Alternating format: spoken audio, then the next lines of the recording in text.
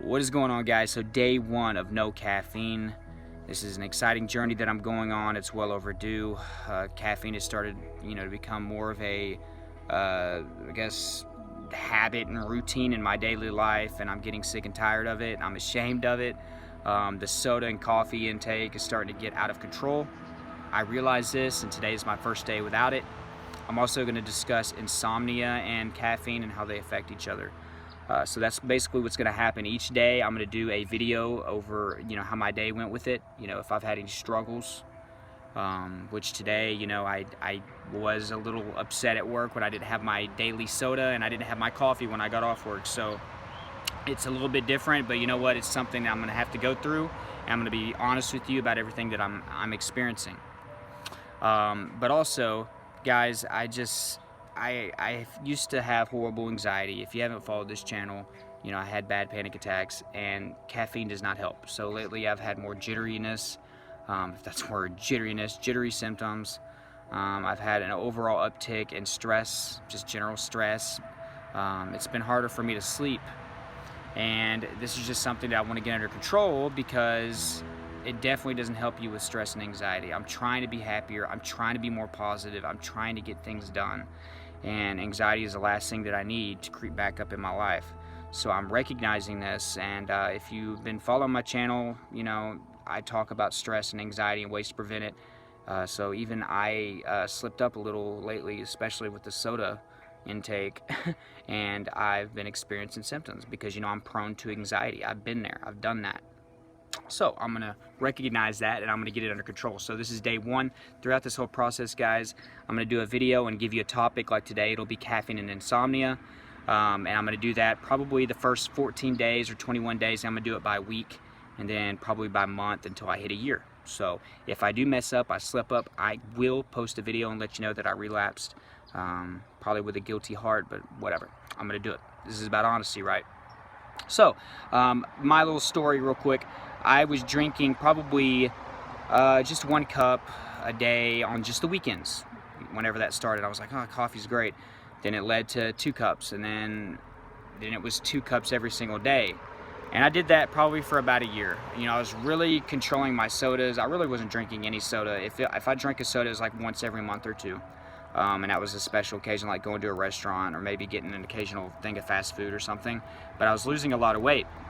Well, probably about 3 months ago, maybe 4 months ago, I started getting a soda here and there, and then that led to me craving it at work because that's when I crave it the most. I'm hot and sweaty at my job, and nothing sounds better than like a orange Fanta or a Big Red, Big Blue, or a Coke, a Dr. Thunder, all that, and I'm just like making myself salivate right now.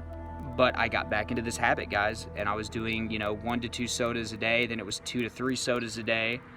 If I went out to eat or anything, it was like refills, or I get a large soda at a fast food place, and I just need to cut that out because I've been noticing my anxious symptoms coming back. So that's where I'm at. I want to end that. I want that to be done. I want to get this handled. So that's going to be, my new goal. My next step is to make it to day 2, and I'm going to give you, everything that I go through. I'm not sure if I'm going to have any crazy withdrawal symptoms. Maybe my headaches will go up a little bit because I think that I had headaches the first time that I quit drinking soda a couple years ago. But I will put a video up here that I did a while back on caffeine withdrawals and a video on anxiety and drinking caffeine. So, because those both are toxic to each other. There are a lot of disadvantages and negative side effects and stuff, but I will go over those one by one in each day, okay? So stay tuned every day. I'm going to have an update, and if you want to follow me on this journey, comment down below, say I'm going to join you and go through all this. It's going to be great, okay? It's a good step. It's an improvement. I'm about to have more of these self-improvement videos, okay? This isn't the only challenge I'm going to do. There are a lot of areas in my life I'm getting sick and tired of going through. I'm sick and tired of allowing myself to slip up and make excuses for myself. This is a way for me to hold myself accountable to you guys, all right? And it's going to help me. It's going to help push me. So this is my first challenge, no caffeine. So there's been studies done. There was a study where they had caffeine 9 hours, 6 hours, 3 hours, and 30 minutes before bed. And if you had just modest amounts or very little amounts of caffeine and you were a really good sleeper, it didn't really affect you too much. But if you had a pretty moderate to a large amount of caffeine any of those periods of time, they saw a lack of sleep. All right, trouble getting to sleep, waking up early, not getting the deep cycle sleeping. And if you have insomnia, this, first off, it's going to lead to insomnia symptoms, which are, just general not being able to get to sleep, waking up during the night. But if you already have insomnia, this is not going to help you. So keep that in mind. If you're drinking a lot of coffee, maybe have a cup of coffee, because coffee and tea are not bad for you. They actually have more upside than downside. But if you're overdoing it, I'm saying, like, if you're having more than like 2 or 3 cups of coffee a day, I would start trying to cut that down, especially if you're having trouble going to sleep. The energy drinks, guys, I stay away from those. I'm not going to sit here and bash people who do it, but I never have heard anything good about energy drinks. I don't believe there's many healthy things in it. The sugar's outrageous, the caffeine's outrageous. That has led to a lot of people having panic attacks in the past. That's not going to help you with your insomnia. Soda has just been my biggest one, because I'm increasing my calories. I've been trying to lose weight. And if you've been following me for a while, you know I have lost a lot of weight, but now my weight loss has been hindered the past few months because I've been having 2 or 3 sodas a day. It doesn't matter how much I work out. I mean, gosh, I'd have to run, 10 miles a day and then lift weights just to make some progress. So the soda drinking has to stop, and I got to do that. So that's where I'm at, guys. So if you got anything out of this video, leave me a like, leave me a comment down below if you've already quit, or if you want to quit, if this is something you're thinking about doing, or if you want to join this journey with me and follow me day by day. I'd appreciate that. That'd be great.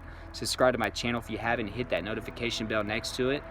Also, I have a lot of other videos on addiction, like drug addiction, alcohol addiction, tobacco addiction, general health and lifestyle tips, along with tons of videos on stress, anxiety, panic attacks, and depression. So thank you so much for watching, guys. I will see you tomorrow for day 2.